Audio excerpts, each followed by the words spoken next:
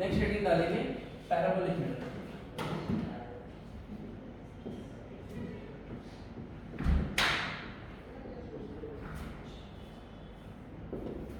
Parabolic mirror क्या होता है?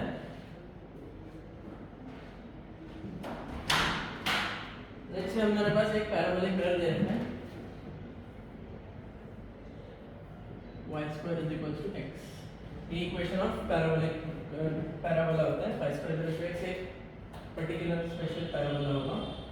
इस पे रेज आ रहे हैं लेफ्ट की तरफ से पैरेलल टू x एक्सिस और हमें क्या करना है, हॉरिजॉन्टल रेज आ रहे हैं। फाइंड हमारे जो रिफ्लेक्टेड रे बनेगा वो वर्टिकल जा रहा है। हमें फाइंड क्या करना है, find coordinates of point P if after reflection, ये P1 गया।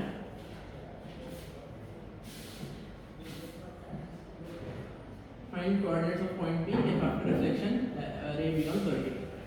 यहाँ पे हॉरिजॉन्टल है, यहाँ पे वर्टिकल है। तो क्या नोट कर सकते हैं हम, रिफ्लेक्शन हो रहा है एक बार, डिविएशन कितना होगा रिफ्लेक्शन का, π/2 एंगल बना रहा है इंसिडेंट रिफ्लेक्टेड रे के साथ, तो एंगल ऑफ इंसिडेंस आ गया π/4। एंगल ऑफ इंसिडेंस अगर π/4 है तो जो नॉर्मल बनेगा, नॉर्मल का स्लोप -1, ऐसे नॉर्मल बनेगा और नॉर्मल का स्लोप -1। अब नॉर्मल का स्लोप -1 रहा तो टेंजेंट का स्लोप कितना लगेगा,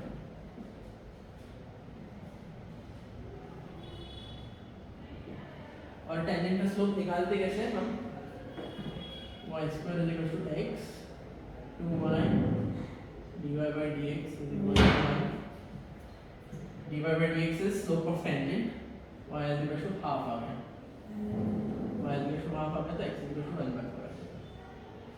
तो अगर हमारा रे y = half ये हाइट पे आ गया और एक पैराबोलिक मिरर y² x को इंसिडेंट रहा, और रिफ्लेक्शन के बाद हमारा जो रिफ्लेक्टेड रे है वो वर्टिकली जाएगा और जिस पॉइंट में इंटरसेक्शन होगा इंसिडेंट रहेगा वो पॉइंट P के कोऑर्डिनेट्स रहेंगे 1/4, 1/2।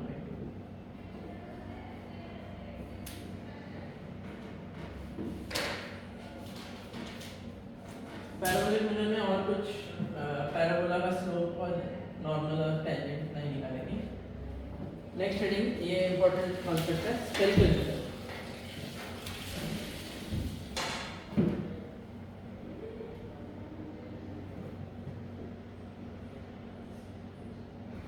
स्फेरिकल मिरर क्या होता है, हमारे पास एक ग्लास का स्फीयर रहेगा, उसके हमने एक पार्ट को ले लिया, एक part of a glass sphere और उसके एक साइड को सिल्वर कर दिया, तो हमारा स्फेरिकल मिरर बन गया।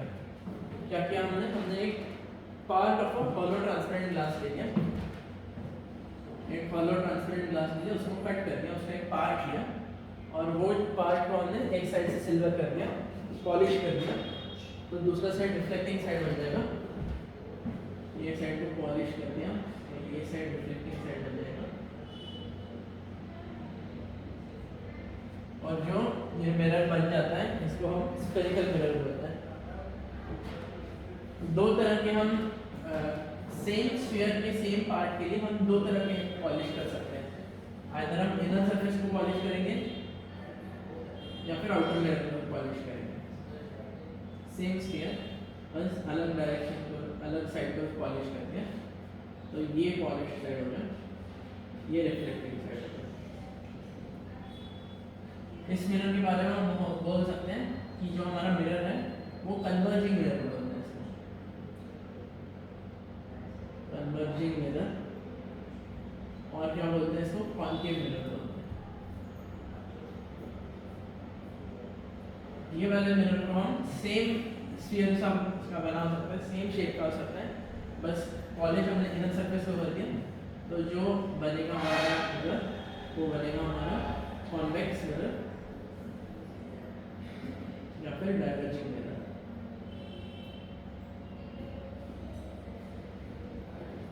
तो ये दो तरीके के हमारे मिरर बन गए। तो स्फेरिकल मिरर से केसेस बन गए, एक हो गया कॉन्वेक्स मिरर या फिर डाइवर्जिंग मिरर, ये हो गया कॉन्केव मिरर या फिर कन्वर्जिंग मिरर। एक स्पेशल पॉइंट होता है हमारे हर स्फेरिकल मिरर के लिए, उसको बोलते हैं centre of curvature. C is centre of curvature. जिस स्फीयर का पार्ट है हमारा मिरर, उस स्फीयर के का सेंटर को हम सेंटर ऑफ कर्वेचर बोलेंगे। जिस स्फीयर का पार्ट है हमारा मिरर, उस स्फीयर के सेंटर को हम सेंटर ऑफ कर्वेचर बोलेंगे।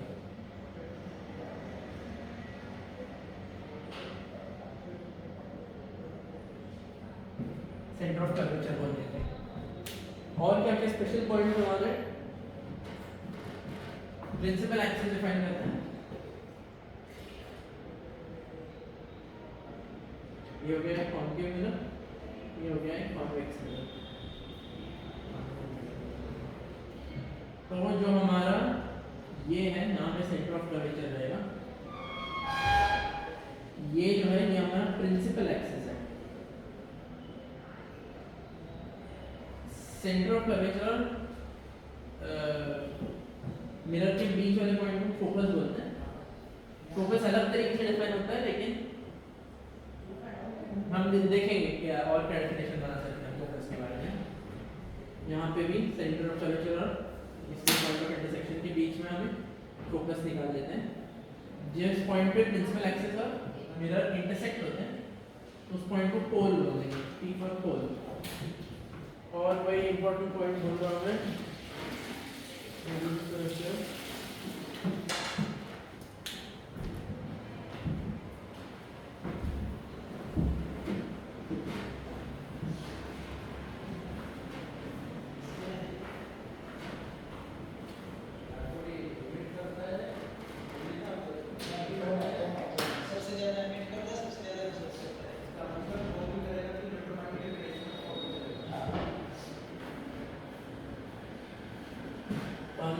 ये पॉइंट्स देख लिए। अब इन पॉइंट्स को हम डिफाइन करते हैं, क्या क्या प्रॉपर्टीज होता है इस पॉइंट पे, वो देखते हैं। सेंटर ऑफ कर्वेचर, इसका definition is it is the centre of the hollow sphere from which the mirror is cut.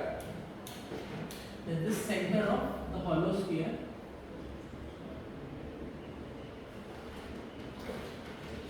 From which mirror is cut.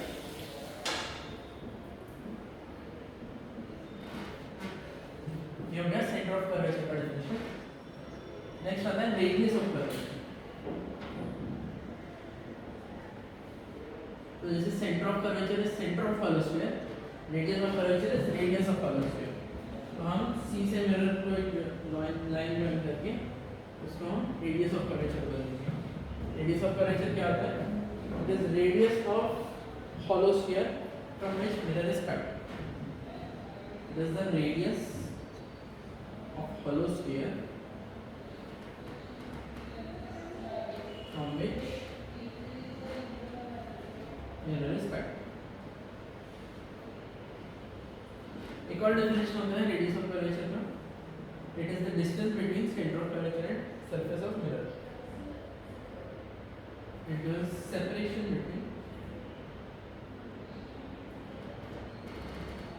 Centre of curvature and surface of mirror। तो centre of curvature से mirror तक कोई भी line बना देंगे, वो हमारा radius of curvature होगा। रेडियस ऑफ कर्वेचर क्या होता है? It is centre radius of the hollow sphere from which the mirror is cut. एक और चीज जो हम देख सकते हैं, सेंटर ऑफ कर्वेचर जो हमारा रेडियस होता है वो perpendicular to surface of sphere होगा। इसलिए हमें एक नोट डालेंगे, note that any ray passing through centre of curvature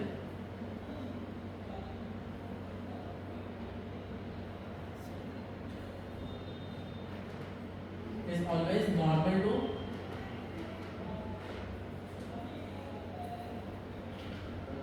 the mirror। तो कोई भी रे जो सेंटर ऑफ कर्वेचर के थ्रू पास हो रही है वो रहेगी नॉर्मल टू द मिरर। और नॉर्मल होने के बहुत सारे एडवांटेज होते हैं। जो हमारा रे होता है it will retrace its path, क्योंकि एंगल ऑफ इंसिडेंस 0 रहेगा। तो जो नॉर्मल रहेगा वही हमारा इंसिडेंट रे में रहेगा, हमारा रिफ्लेक्टेड रे में रहेगा। जो हमारा नॉर्मल जो भी रे सी से पास होगा वो रिफ्लेक्ट होकर वापस सी के थ्रू पास हो जाएगा।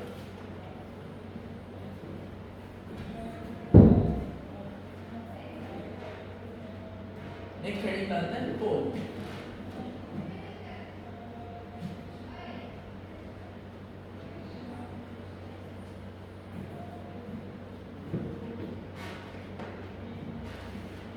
Pole is the point on surface of which mirror about which coordinates of object and image can easily be written. Pole का और भी अलग definition हो सकता है, लेकिन it is point on surface of mirror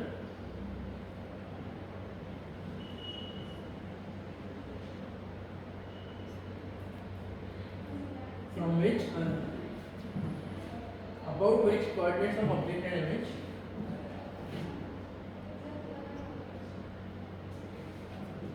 coordinates of object and image